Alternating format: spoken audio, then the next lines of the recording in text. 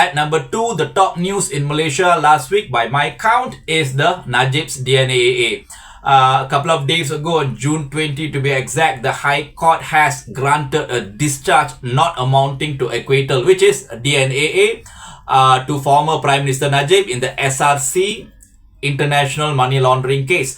The court gave Najib the DNAA not because Najib has been exonerated, but because the Attorney General Chamber, the AGC, failed to submit the necessary documents even after 6 years. 6 years, guys. Friday's decision was not the first time that 1MDB related charges against Najib has been dropped. Just last year, a court allowed another DNAA request because of procedural delay in a corruption case against Najib. Presiding High Court Judge K. Muniandi did not mince his word when he granted the DNAA to Najib. He pointed to years of prosecutorial failure and court delays. Quote, this is the quote by the judge. This case against the accused has been pending in this court for 6 years since 2019, and not an iota of witness testimony has been pursued, but only a plethora of postponements indicating that the prosecution is not ready with the prosecution of the case. Importantly, Justice Muniandi stressed that while the DNAA does not amount to an acquittal, the court could not allow charges to be held indefinitely over any individual. Fair enough. According to the judge, once an accused has been charged in court, the charge could not be hanging over his head for an indeterminate or indefinite period. By virtue of those factors, the most appropriate order is for this court to discharge the accused person without acquitting him. Fair enough, yeah, guys. PKR MP and former Economic Minister Rafizi Ramli has condemned the prosecution's delay and demanded urgent action.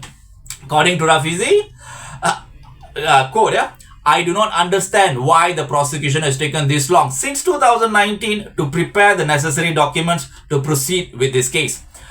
This case involves SRC, for which Najib is already serving a sentence after being found guilty in a related trial. From my experience studying and exposing the 1MDB and SRC scandals, SRC has amongst the clearest money trail. This weakness by the prosecution must be addressed. Many Malaysians do not want to see this case fade away simply because the prosecution representing the government failed to prepare its documents in court. Right on, Rafizi.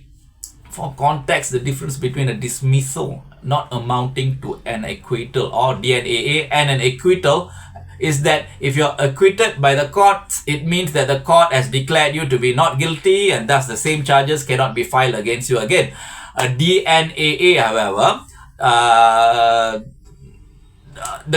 when the court gives you a DNAA, however, they are not declaring you guilty or not guilty. They are just dismissing any attempts to get the case heard in court, likely because the case is not ready or properly prepared. When the case is ready and prepared, the case can be refiled and the court will be hearing it again. As a rule, when the prosecution has filed for a case to be heard in court, it means the case should have been ready and properly prepared. That even after 6 years, the prosecution couldn't prepare or sufficiently prepare a high-profile case is to the least a sign of extreme tardiness. According to the Attorney General's Chamber, it had no choice but to agree to a conditional discharge for Najib because it has to wait for the conclusion of the 1MDB trial to ensure the integrity of certain documents needed as evidence. In other words, it's saying that it couldn't prepare for the SRC trial because it's already doing another trial for 1MDB. And the document used in the 1MDB trial cannot be used in the SRC trial for some reason. That is why it's explaining the reason why it couldn't get the case ready for the SRC trial despite 6 years. Regardless of the AGC's excuse, in the court of public opinion, Najib's DNAA has been very poorly received. I personally don't understand why the AG couldn't withdraw the case themselves. instead of forcing the judge to give it a DNAA. The AGC should have known that they couldn't use these documents for the trial for years.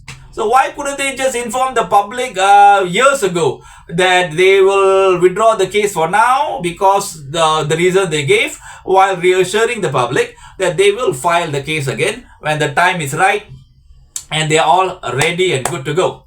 There is a big difference between withdrawing something yourself and having it dismissed by someone else. That the concept of DNAA is being applied to so many high-profile cases. Let's remember, guys, it's not just Najib that has DNAA. Before this, Zahid Hamidi famously had bunch of DNAAs. Yeah? It's making us all wonder whether delays can now be used as a tactic to evade justice, and whether the powerful enjoy a different system where administrative incompetence can be used to override accountability. As a whole, Najib's DNAA is seen as yet another blow to reformasi. That rather than a government that is going to save and reform Malaysia, this government that we have from Anwar and Pakatan Harapan is just going to be the same old Malaysian government in a different bottle, where the powerful do whatever they want, while the regular people will just have to bear with whatever they do. Anyway, the verdict from the court of public opinion, in my opinion, is that this is all very pathetic. Very pathetic.